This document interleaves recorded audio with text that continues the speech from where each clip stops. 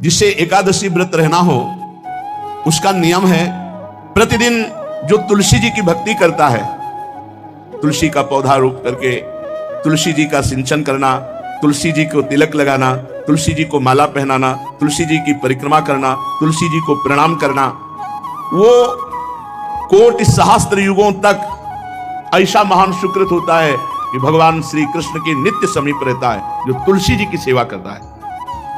जब तक मनुष्य की लगाई हुई तुलसी की शाखा प्रशाखा, बीज, पुष्प, सुंदर दल से तुलसी जी सुशोभित होती है, तब तक हजारों कल्पों में श्री हरिधाम में रहते हुए उसका कभी पुण्य नष्ट नहीं होता। जैसे एक दिन 1000 कल्प, 2 दिन 2000 कल्प, वो भगवान के नित्य धाम में महान सुकृत के बल से भगवत धाम में रहेगा, जो तुलसी जी का पक्का मान लीजिए।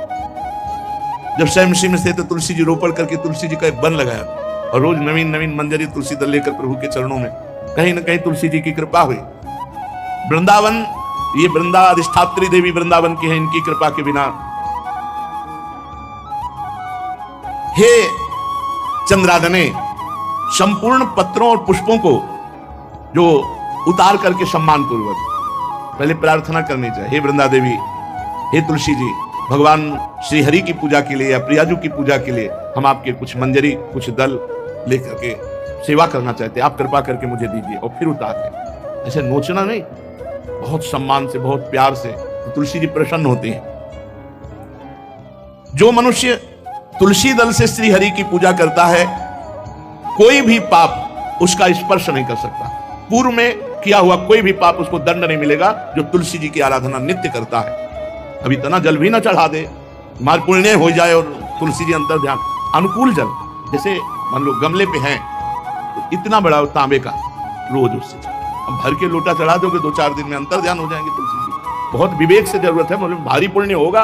अब इतना बड़ा लोटा रोज जल चढ़ाओगे तो 2-4 दिन में पीली होके अंतर ध्यान हो जाएंगे। और इतना जल, अनुकूल जल चाहिए, एक तांबे का छोटा सा लिया, रोज डालो, उसमें कोई फर्क नहीं। और गमला उठाकर धूप में विराजमान करो। सेवा का मतलब क्या है? जो तुलसी जी को जल अर्पित करके तुलसी जी की सेवा करता है, हरि चिंतन करता, कभी कोई पाप उसका स्पर्श नहीं कर सकता। 100 भार सोना, 400 भार चांदी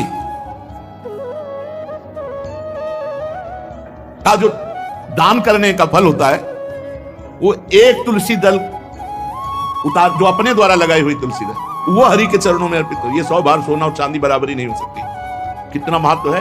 जो रोज तुलसी दल चयन कर, द्वादशी को ना चयन करे, द्वादशी को मतलब बहुत बड़ा अपराध लगता है तुलसी दल का, इस मतलब तुलसी के वृक्ष का भी स्पर्श न करे। प्रणाम नमस्कार दूर से, एक भी दल नहीं टूटना चाहिए द्वादशी को। ऐसा हमने महापुरुषों से सुना है कि मंजरी और पत्र उतारना ये ठीक नहीं, बिल्कुल नहीं ठीक है। ब्रह्म हत्या का फल लगता है, अगर जो पाप लगता है अगर कोई द्वादशी को तुलसी चयन, बहुत सावधानी से।